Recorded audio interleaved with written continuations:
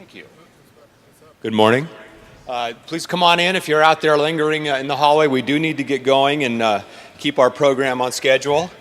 Thank you all for a really successful day yesterday and for your active engagement and participation in all the sessions. When I stood up here yesterday, somebody told me afterwards, tell them who you are. My name's Tom Danowski. I think I've met most of you, but if I haven't, that's who I am. Really glad to have you back for the second and final day of our symposium, and we kind of build up to this part of the program every year. Our featured speaker for the morning keynote is Greg Jones, who's about probably as close as we get in Oregon to a national treasure, so I don't want to delay before bringing him up. I do have a couple of things I need to just touch on.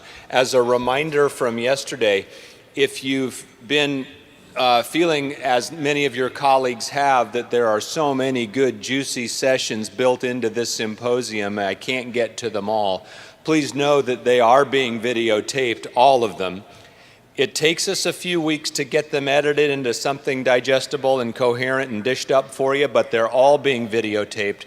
But you really need to help us out, though. Before we can give them to you, we really invite your survey participation at the end of today. So your feedback on the last 2 days here of Symposium will help us make next year's even better. We've got to have those surveys. A couple other things I want to just touch on. I want to make sure that, hang on, let me get my notes out here. I'm supposed to make sure that I thank one of our sponsors. And when I do this, it's often easy to just have this just sound like a listing. But I said this yesterday, that without the participation and the active support and enthusiastic participation in the event from all of our business sponsors who are out in the room on the left here, there's simply no way that this event comes off. The Wine Board, just so you're clear, and the Wine Growers Association, but the Wine Board does not make money off of your tickets on the symposium. We do not make money on the symposium. We try to be as smart as we can be in managing your tax dollars. The active support of all of these sponsors is one of the reasons that we're able to have the event here, and this is the only place in the state that can accommodate a growing industry of our size, as well as all of our business partners on the exhibition show floor. So I want to make sure you know that we are working really hard to be thrifty and conscious. We invite our sponsors in as a way of kind of holding off and not having to raise ticket prices, because we appreciate that it's a big investment you're making here. I want to make sure that I thank Tricor Braun Wine Pack, the packaging company. I also want to make sure that I acknowledge Jillian Brennan, who's the Oregon territory manager for Tricor, and they're right out here at the trade show booth floor. A longtime sponsor and excellent partner to our industry. And I also want to make sure that I, one more time, thank Matt and Julie Peel and all the folks at Peel as our presenting sponsor. There's no way to pull off the symposium without all these sponsors. I'm going to move on now and introduce our featured speaker and not hold up the program anymore. You know some of what he's going to say, but he has some really good, juicy new information, and I'm not going to hold him up. So here's Greg Jones.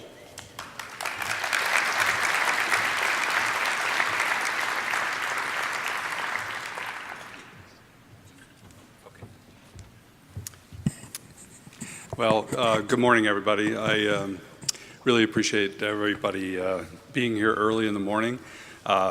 It's a pleasure to be with you. I enjoy doing this probably as much as you like hearing about it, but part of what I do as a scientist is paying attention to everything I'm going to talk about today, and it really is a passion. I really enjoy it. So hopefully I can bring some good information to you today like I've done in past years. Before I get started, though, I wanted to mention that I want to thank everybody who participated, supported in many different ways the Terroir Congress this past summer. We had 150 scientists from around the world who came to Oregon. 23 different countries were represented. Many of these scientists had never been to Oregon before. And the hospitality we showed as an industry, our landscapes, food, wine, everything, really put on a good show. I hear from these people all the time, and we have a reputation now within this scientific area, so I appreciate it. Thank you very much.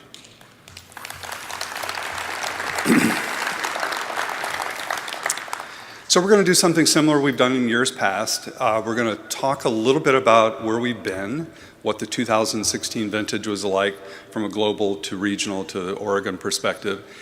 That helps us set up what's happening currently in terms of conditions that we're seeing, and then that also helps us understand or have some insights into potentially what this coming spring and growing season look like. So first of all, we're going to do a global to regional kind of summary of things for 2016. If you look at the data globally, it was the highest since records have been kept since 1880, 1.7 degrees Fahrenheit above average for the globe overall. We also had an interesting trend that happened for 17 months in a row. Each individual month during that period was the warmest month on record. So for example, August of 2016 was the warmest August ever globally. The record was broken with September, and it only ended up being the second warmest September ever. And we're still continuing that kind of those kind of numbers. The other piece of things that doesn't show on this map that I think is very important is that the Arctic saw one of its warmest winters ever, warmest summers ever. And we'll talk about this a little bit more later, but just to give you a sense of this, there was a 45-day period during the boreal summer that the Arctic was as much as 35 degrees Fahrenheit above average. Tremendous numbers. And that can't help but influence what we see in the mid-latitudes. So looking at the United States, let's just pull it down to the continental United States. This is just average temperatures over the course of the year. And what you're seeing here, you're seeing how much either above or below average, and in this case, much above average, the entire country was. The number associated with each state is its rank in a 122-year record.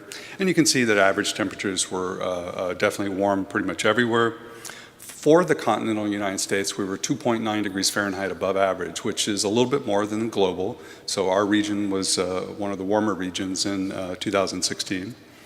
It was the second warmest in the United States historical record. It was also the 20th consecutive year above average that we've seen. And I'm not going to show it here, but minimum temperatures broke more records across the states than maximum temperatures did, although both were much warmer than normal. Looking at precipitation, a little bit different look. This is climate divisions across the country. And looking at the data from a continental United States perspective, we were a little wetter than average in 2016. However, when we look at the data individually, we see some drought zones developed while others decline. You can see the New England area, drought area that developed, and then also the southeastern United States where we ended up having some pretty big fires this past summer. This gets us to look a little bit more at Oregon. This diagram is a little complicated, but I think it's we can understand it here. We have temperature being shown by month with 4 locations in Oregon: Roseburg, Medford, Milton, Freewater, McMinnville. And the middle line there is the 0 line, so anything above that is warmer than normal, anything below that is colder than normal. And then on the far right-hand side are the kind of seasonal averages. So if we look at temperature across Oregon in 2015 to 16, we can see November 2015 was colder than normal, but that was the last month that was colder than normal for quite a while.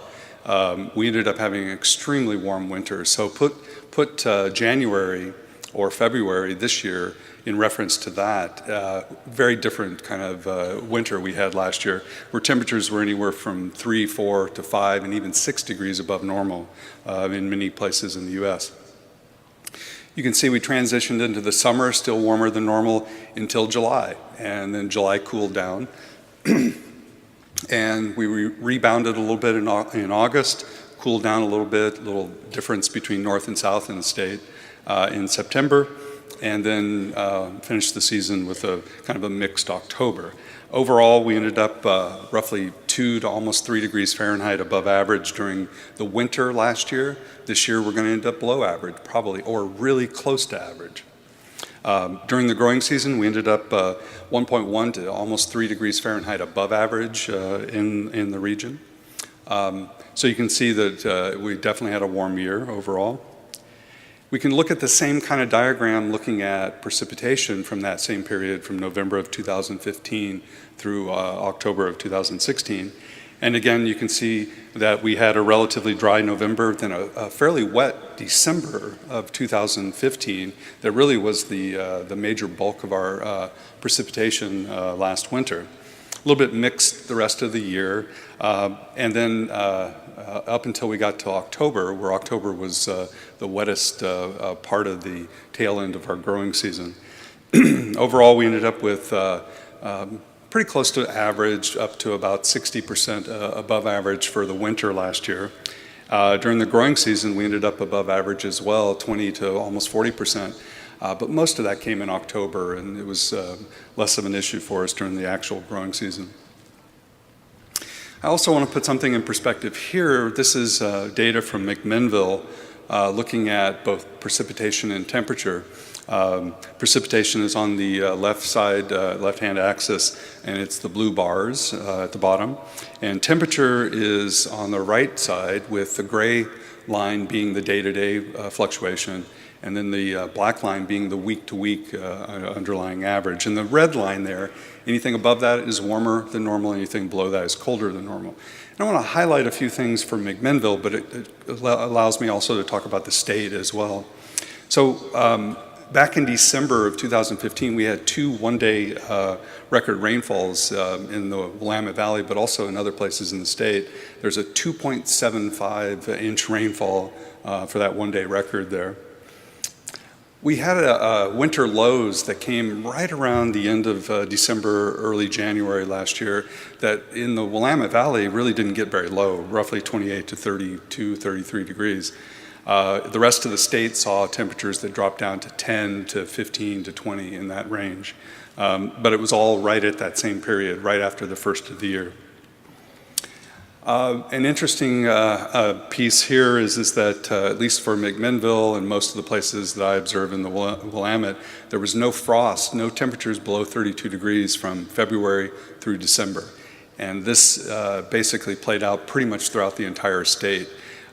This past year, in terms of that data, may have been the longest frost-free period that we've seen ever, at least from the data that I've been able to look at. We had a June heat event that was a little bit on the abnormal side. We had temperatures that jumped into the mid to low hundreds right around bloom. This was about a 3-day period in which it was just extremely hot and centered mostly around bloom for the whole state. We also had a little bit of a cool down in June and July, and I'll talk a little bit more about why I think that was and what that really did to us in terms of overall climate structure, but it was definitely a cool down and one of the cooler Julys we've seen in a while.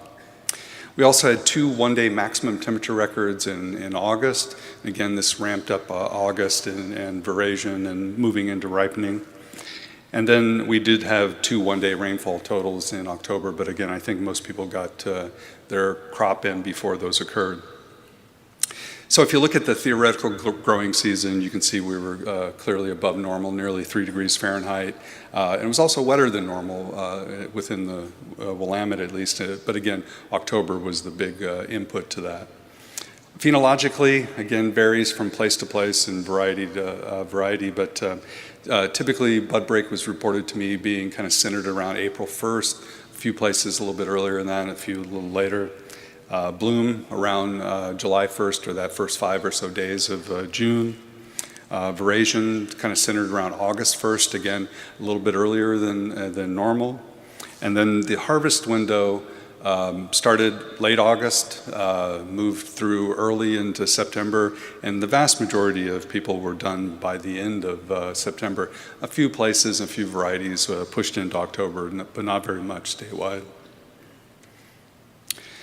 So if we look at cumulative degree days, and I know we all kind of talk about degree days and kind of put them in perspective from year to year. This is data for these same 4 locations. The only difference here is that the dotted lines represent the kind of decadal average of the past 10 years or so.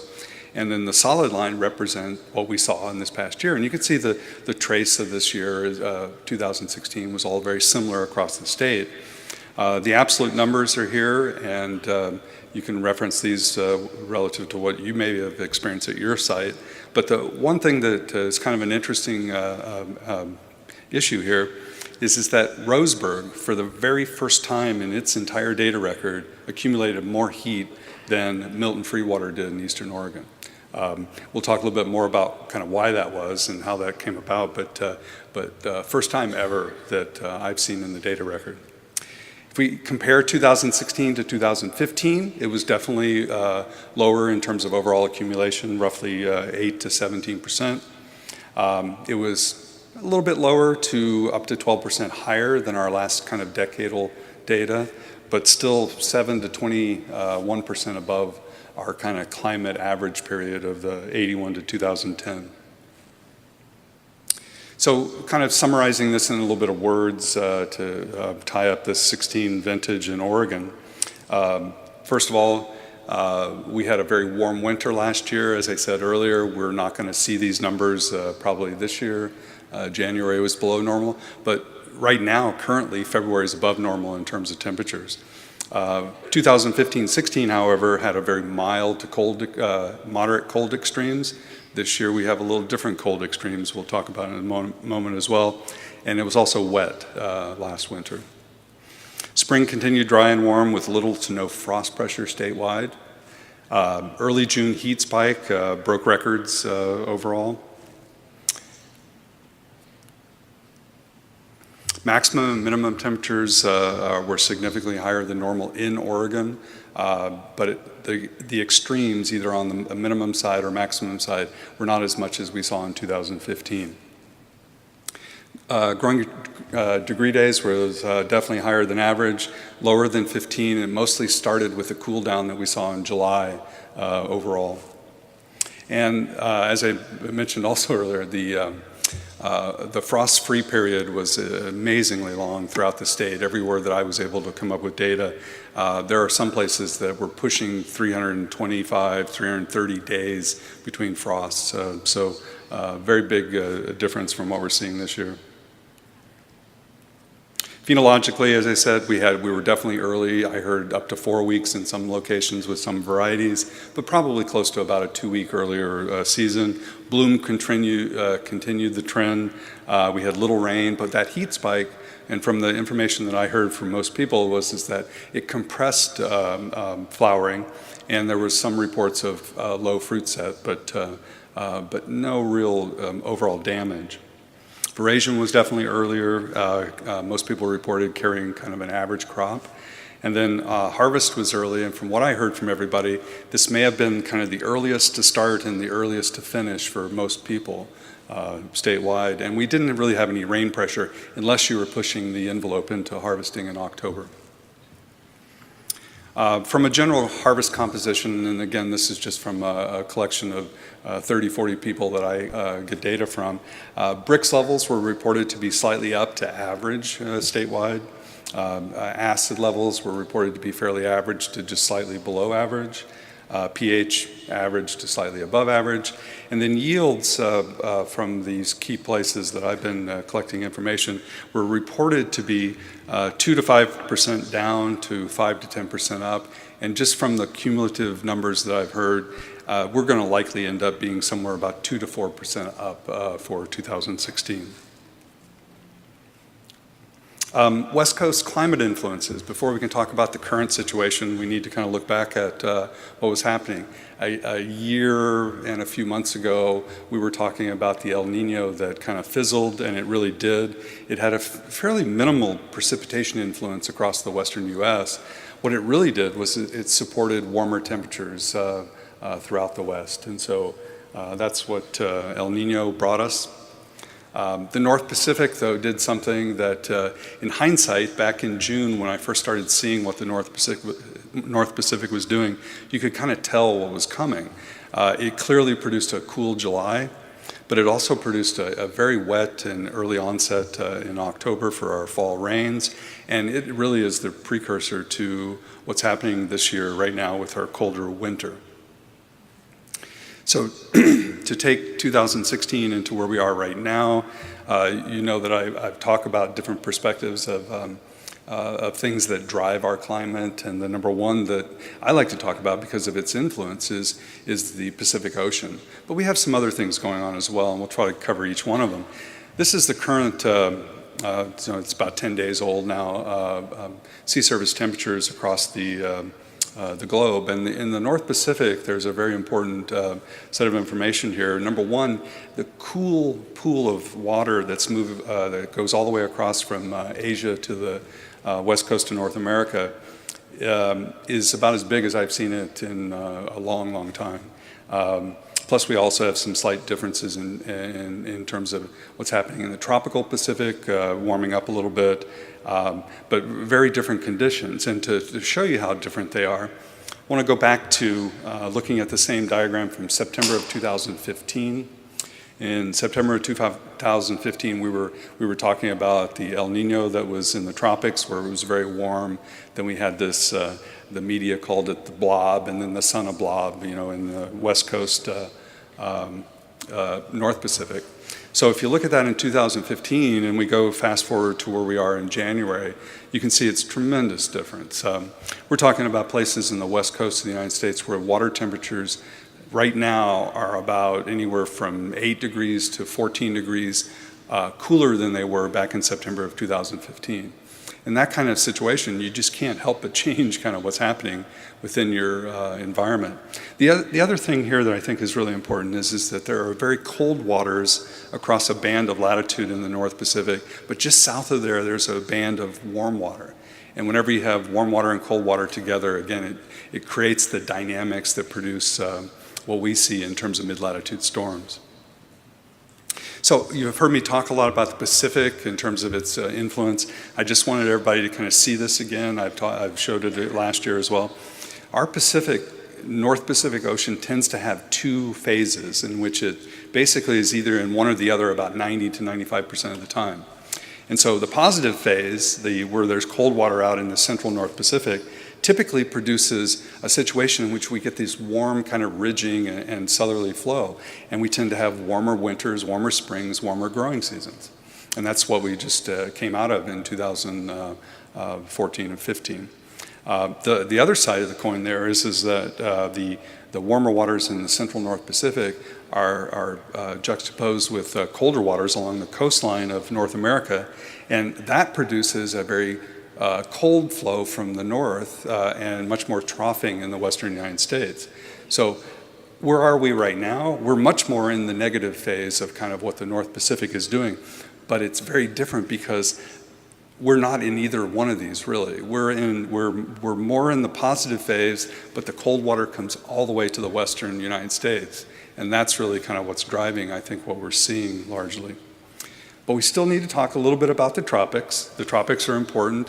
If we look at a typical La Nina winter, we would expect it to be cold and wet to the north of the Oregon-California border and cool and normal or dry down to the south with some transition there in southern Oregon.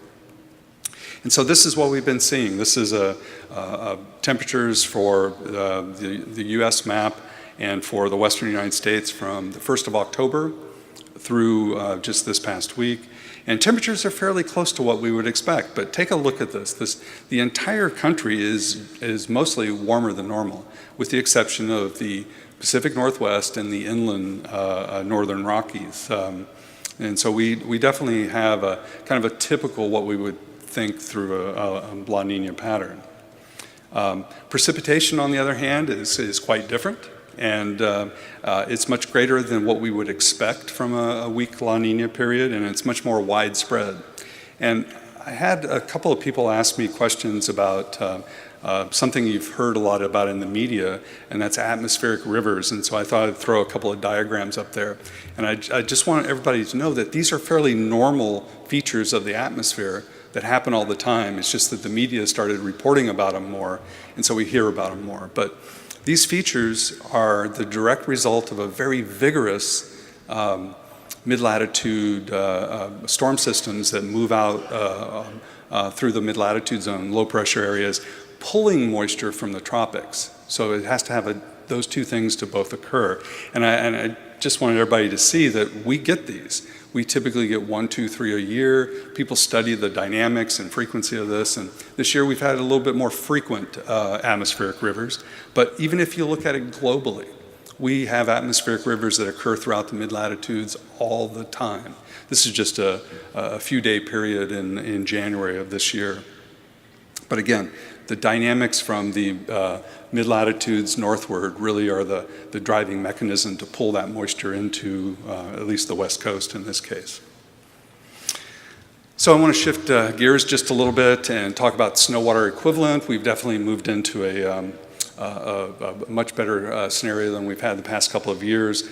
We're up in terms of snow water equivalent across most basins in the West. The Northern Rockies is a little bit down. We still got a long way to go. In Oregon, we're looking pretty good, at least 100 or more percent above normal. We still have 2 or 3 measurements that will come up to tell us what our reserves are for the summer runoff season. The Drought Monitor, this is some really big changes over the past couple of years. This is from February. We still have a couple of bullseyes in New England, the Southeast, and Oklahoma, a little bit in California.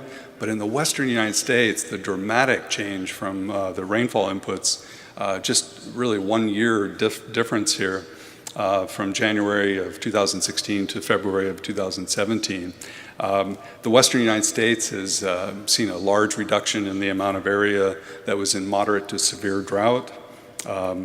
California is 45% down in that moderate to severe, but the big thing here for California is they're roughly 60% down in that extreme or that real exceptional drought area that they've been under for the past 4 or 5 years.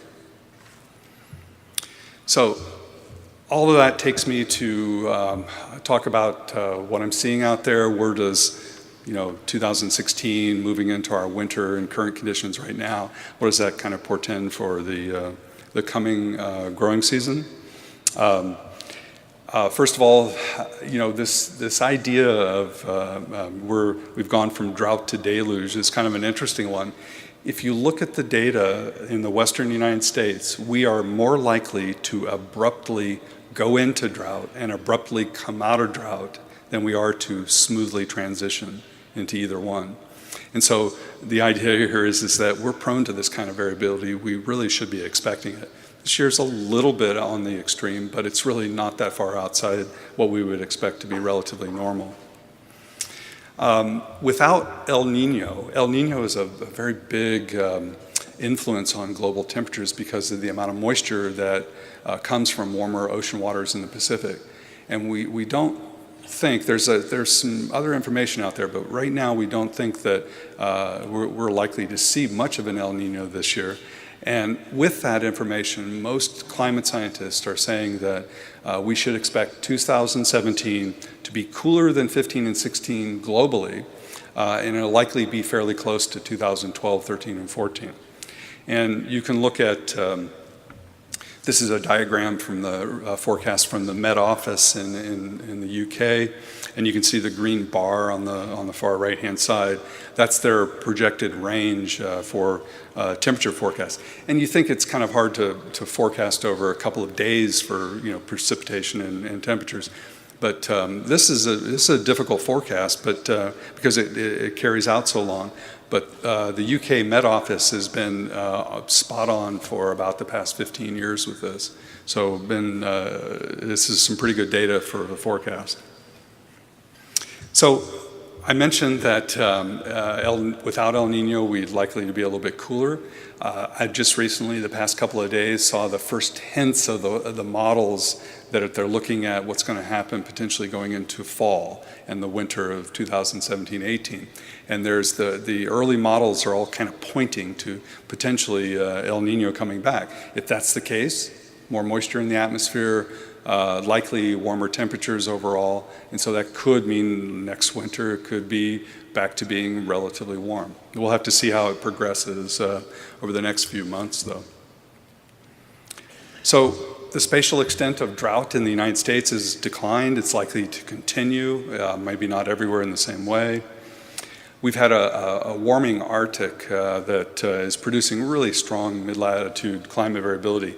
I was looking at some data earlier in November and December and even in January, in which there were periods in which Siberia was 20, 30 degrees below normal, yet the North Pole was 20 to 30 degrees above normal. So we're getting some really interesting variability that's happening from place to place. We have this larger area of North Pacific waters that have cooled quite a bit. The North Pacific does not transition in terms of its water temperature as fast as the tropics do. So this is a big issue, I think, overall. It's likely to favor a cooler year for the U.S. as a whole.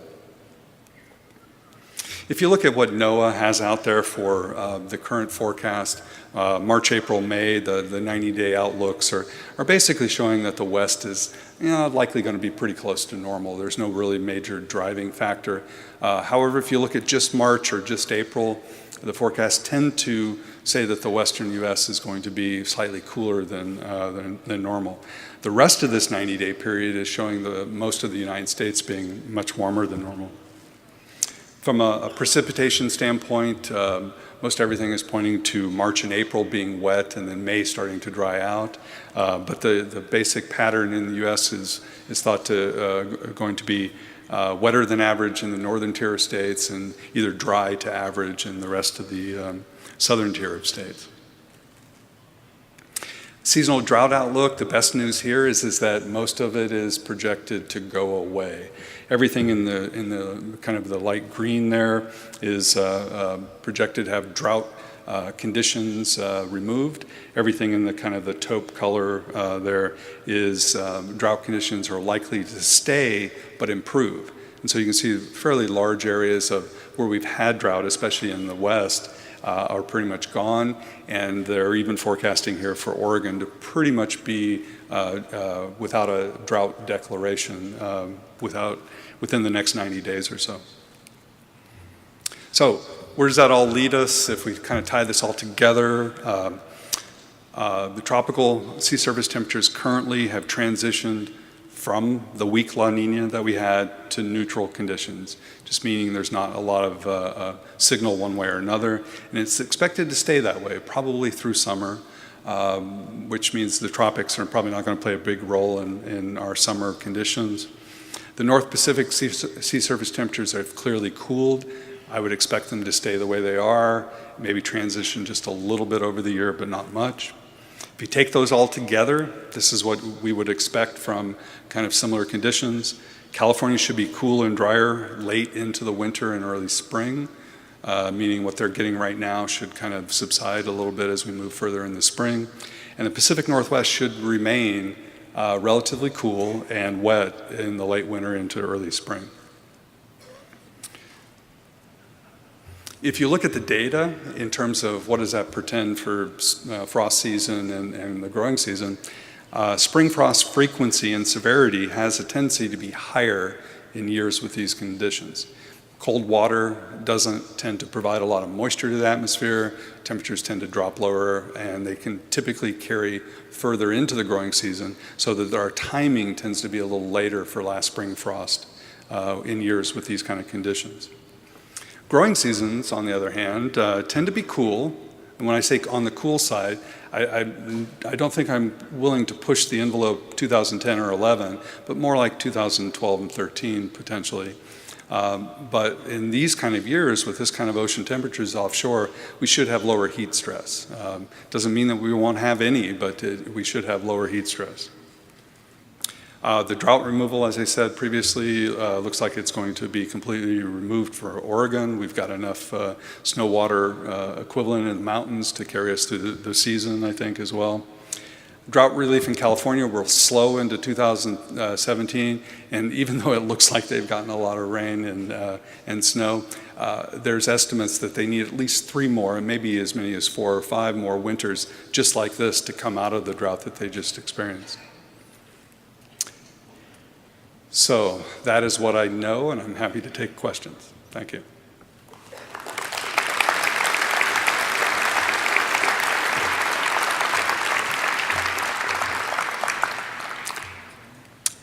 If anybody's got questions, I think there's microphones out there. I can't see anything, so I have no idea. Looks like there's at least 2 people down here, right? Does anybody have a question? Yeah, Greg, you talked about... It sounds like Chad. It is Chad. You talked about July cooling off last year, which we all loved. Can you explain in a little more detail? So you can look back at the North Pacific. Really, it started in early June. The extension of that cool water started moving across the North Pacific, so we started seeing colder and colder surface waters in late June and then clearly into July. And so I think really that was the precursor to seeing the cool down in July. Now, August ended up being warmer than normal, but I think that was the start of it. It was that the extent of that cold water was really kind of the driver behind that.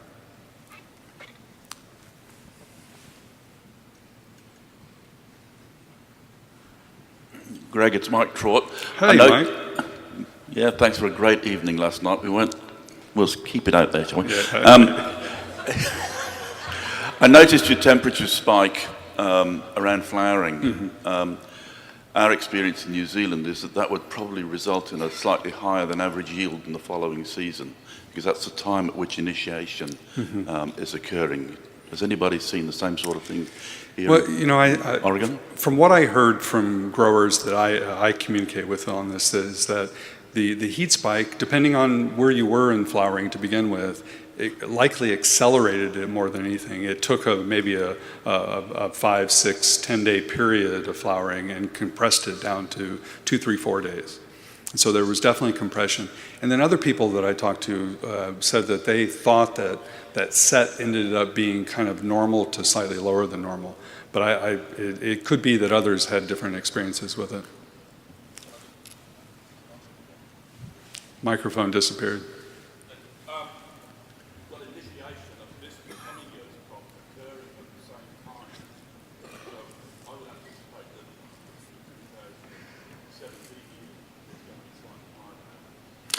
So what Mike brought up is that during that same period in flowering, you're kind of setting and initiating the next year's crop, and he would expect from his experience in New Zealand and Marlborough that that would mean that this year would end up being a slightly higher fruit potential, right? Okay. Hey, Greg. This is Cameron from Winters Hill. Okay. Hello. I was just curious where the cool water is coming from. I know that we're at record low ice levels on the polar ice caps, and I was also curious if you're interacting with the Willamette Water 2100 project that OSU's modeling at all. Well, first of all, in terms of where's the cold water coming from in the North Pacific, we know that there's dynamics that happen from surface to the bottom of the ocean waters in terms of circulation. So some of those dynamics are more long-term, and they influence how that shift occurs. But a lot of the input that we've seen, I think, has come really from the melting Arctic in terms of surface. The meltwaters are cold. They typically flow out into the North Pacific, and they add to that cool pool. And it may be that the Arctic, seeing as warm of a summer that it did this past year, that was a major input into it. In terms of working with with OSU on the water, I didn't quite catch what it was. I've heard of it, but I haven't actually worked with them directly on it.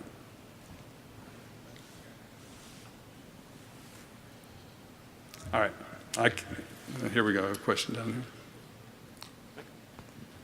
What about solar activity? Does that have anything to do with these weather patterns?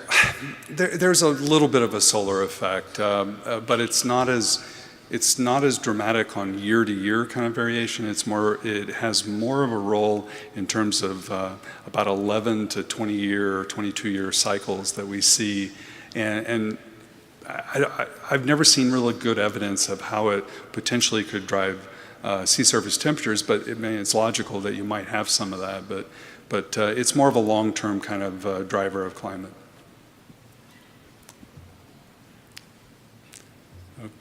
Okay, I can't see anything else going on, so I'm going to say it looks like we're done. And if you got any questions, I'd be happy to talk to you afterwards. Whoop. Okay.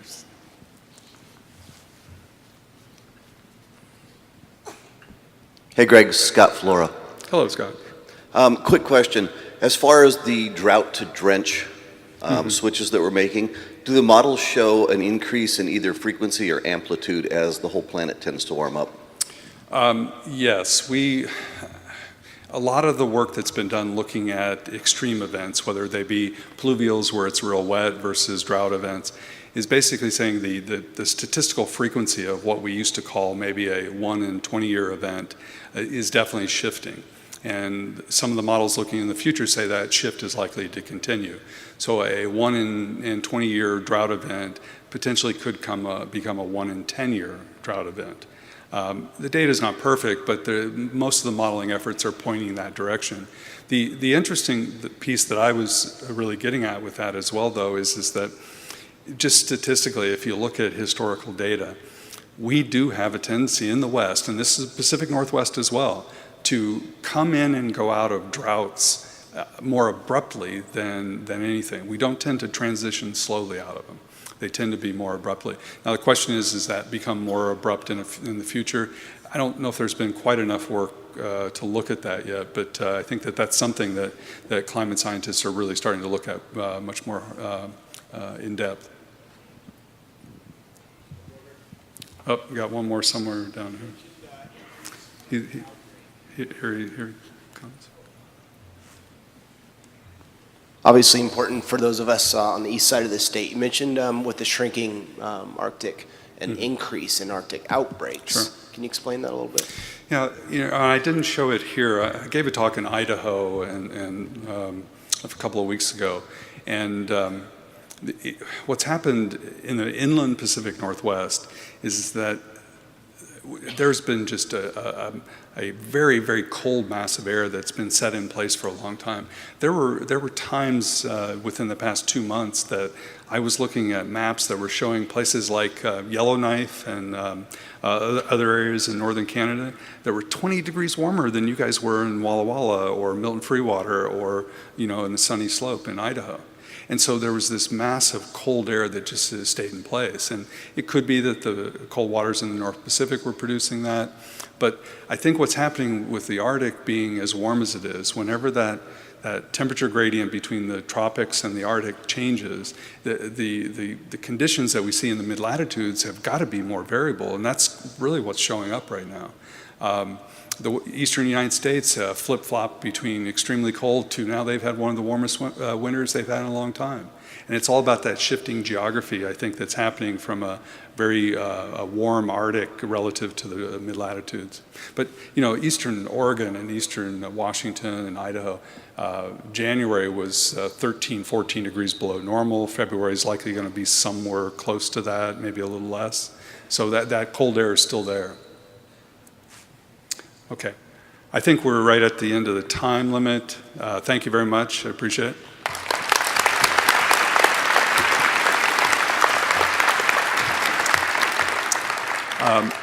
Our next speaker is John Pratt. He's here to give us a research update.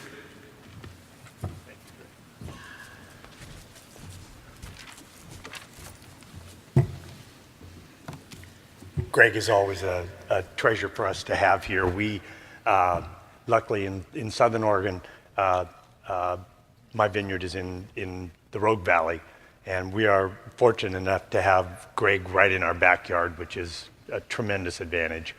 My name is John Pratt. I'm the chair of the research committee. I'm in my 4th year on the wine board, and I'm also the treasurer. I don't know how that worked, but I certainly want to thank Marie Chambers, who is the wine board in charge of, the wine board employee in charge of our finances, and she does a fabulous job making my job as treasurer very easy. This year we had 44 proposals come in front of the research committee, a tremendous number. There were a lot of applications. The total ask on those proposals was over $2 million.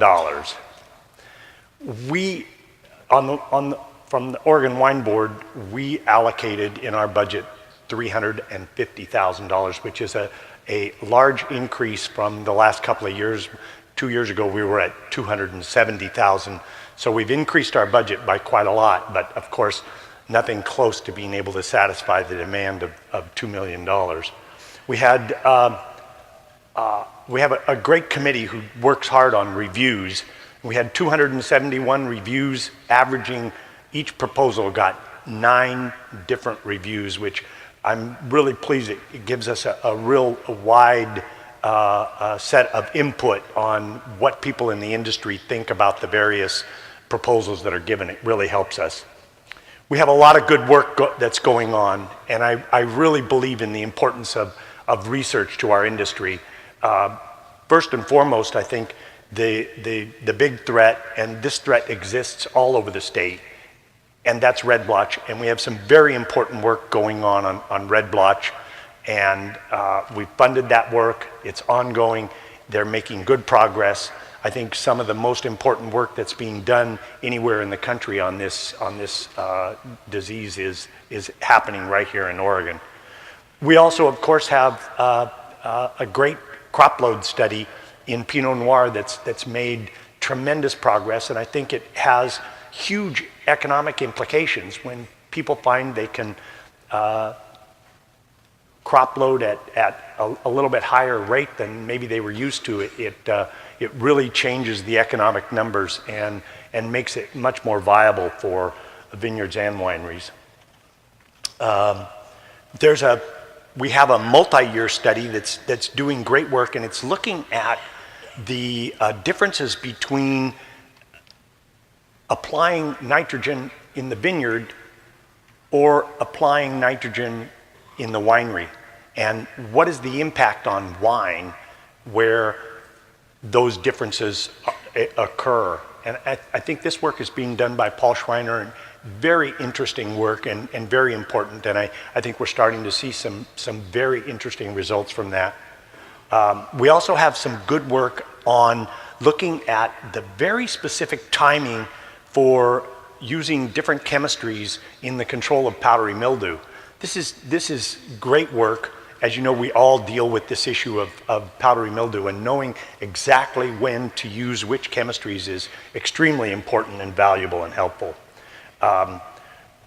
Not all the work is in the vineyard. Some of the work is enological. We have a great project going on right now that's looking at some cold soak dynamics and examining what happens if we cold soak at this temperature or that temperature, and if we use these additions during cold soak or those additions. This work is being done by James Osborne, and I think it's excellent work that is very valuable to us. I want to encourage you all to read the research updates, and these research updates come to us in a couple of different forms. OWRI puts out a regular newsletter that's very informative, and if you don't get that newsletter, and they don't bombard your box with stuff all the time, but it comes out in a very timely way, and these updates are very informative, and they tell you where your money is going, what the results of those projects are, and I really encourage you. Also, the Oregon Wine Board also publishes some of these results, and I think it's really important. I remember I was at a meeting a couple of years ago, and some people who are very knowledgeable in the wine industry were very ill-informed about what research was going on, and advised them to look at these sources for updates on the research, because I think it's extremely informative. I think in many cases this research has very practical import to you in your vineyard and in your winery. So, since I have 6 minutes left, I wanted to take on one other topic that I feel very strongly about and I think is extremely important to our industry, and I don't see it addressed anywhere else on the program, and that's the issue of protecting our workforce. We have, in the state of Oregon, a tremendous group of people who go out every day into our vineyards and in our wineries and do very important work, and this work is highly skilled work. We ask workers to make discriminating decisions on things like shoot thinning, on things like fruit thinning, on things like irrigation applications that are complicated and require training. They require years of experience to develop the expertise in this. And right now, many of those workers are threatened. New rules came out yesterday from Homeland Security that did a couple of things that are pretty scary. One of the things they did was they said we can now have expedited deportation. So this rule, this expedited deportation, used to only apply to people who maybe were within 20 miles of the border and had been here less than 2 weeks. Those rules have been changed. And that expedited deportation can now be applied to anybody in the country who is undocumented. And I think we need to do some things to make sure that this is not carried out. I think we need to work hard to protect our workforce. It's extremely important to the success of our business. The other thing that the rule change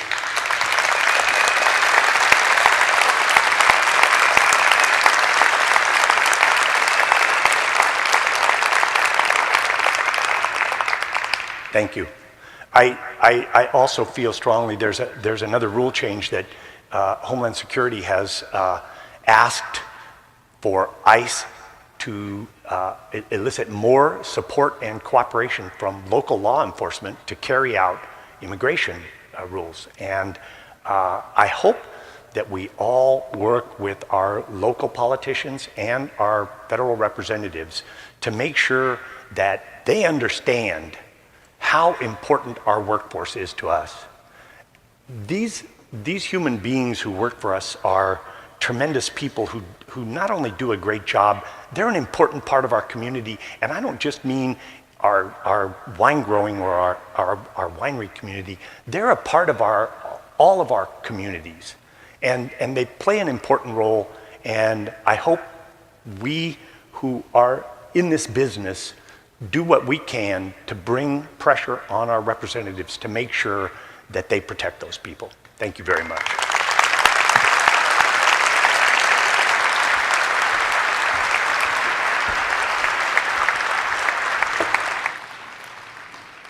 Thank you, John. That's very, very well said. In fact, it reminds me, if you didn't know it or didn't see it yet in the program, our Lunchtime Awards ceremony will, as it did last year, make a special point of acknowledging some of the really valuable vineyard workers that John just talked about with some special awards, so I hope you'll be around for that. We're going to wrap up this hour, but I want to punctuate Greg and John's presentation with just a couple of points that you may not be aware of. Back to where Greg started, he acknowledged the great support and enthusiastic reception that our wine community around the state gave to all the visiting scientists who were here in Oregon for the 11th International Terroir Congress. If you didn't know that, and Greg may have touched on it, but if you didn't catch it, that was the first time that unbelievably esteemed group had ever met in North America. I think it was their first meeting in the Western Hemisphere. Some of the most highest esteemed and accomplished wine academics from around the world were here for that event. That was largely because the choreography and orchestration of Greg, but also there was tremendous industry support. And it's just, I guess, another dimension of the way that Oregon continues to be elevated and occupy a spotlight position in the global winescape, not just for wine quality and some other innovation, but now for wine science. And that was just a really, really fantastic accomplishment. I also wanted, Greg's gifts often amaze me. He's right, it can be a little bit hard under these lights to see the audience, but within about, and so you're up here a little bit blind, but he amazes me, his intuitive instinct for knowing after hearing about 3 syllables that the question came from Chad Douglas. I don't know how you did that, but that was pretty amazing. Now I'm going to believe whatever you said because that was pretty amazing. We're going to try to keep moving here. I want to pick up on a couple of things that John Pratt mentioned to put our Oregon Wine Board research efforts in maybe just a little bit broader frame. Our efforts, largely through some of the architecture work done by Dr. David Beck, the research effort that the Wine Board is engaged in has 2 critical components. One is called the Standing Committee on Research, and that includes industry members from all over the state, as well as our colleagues from Oregon State University, without whom we would not really have anywhere near the level of advances that we see in our industry. It also includes USDA ARS scientists. It includes executive leadership from the College of Ag at OSU. It's a group that is chartered differently than our research committee. The Standing Committee on Research is chartered to look out 2 or 3 years at emerging problems that aren't yet fully on the radar, but we can see those waves coming into the shore. That is the Standing Committee on Research. The effort that John leads, and he took the baton from David Beck on this, was the Oregon Wine Board's Research Committee. You heard John talk about how there were about 30 applications this year that respond to the request that the Wine Board put out late last year. 30 applications from all over the West Coast to address the problems that our industry needs to have addressed. There were 44 industry members who volunteer their time to grind through those. They don't read all 30 applications, but many of them read 8 and 10 and 12 research applications. 44 industry volunteers, many of whom are in this room, are doing the work on your behalf to make sure that the money John just touched on is spent effectively and is spent very efficiently. If you've had a chance to meet one of our colleagues from the Washington State Wine Commission, Melissa Hansen is here. And we invited her down because we are constantly looking for more ways to collaborate with our colleagues in Washington State.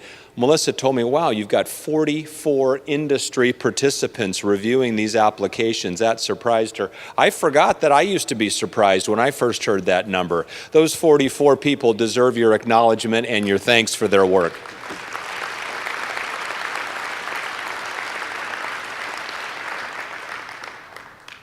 I also want to make sure that I thank David Beck again, our longtime research committee chairman and currently serving as the vice chairman of the research committee. David and Jean Beck do an extraordinary amount of work behind the scenes, intaking all the applications, getting them parceled out to reviewers, aggregating the scores so that when John, who volunteers his time on top of being the treasurer and the research committee chairman, volunteers to wrangle that annual meeting where those reviews and applications are discussed in detail. And that is a tough job. You're standing in front of 44 of your industry colleagues, and there's just all kinds of differing points of view on where priorities are, and John takes on a thankless task and does it really well. Thank you, John, for that.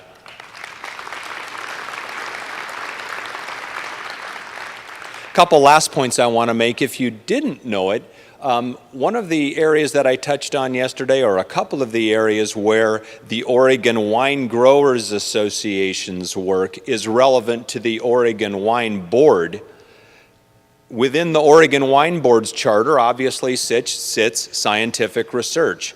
It's the work of the Oregon Wine Growers Association, which again gets no part of the grape tax but is funded by membership dues.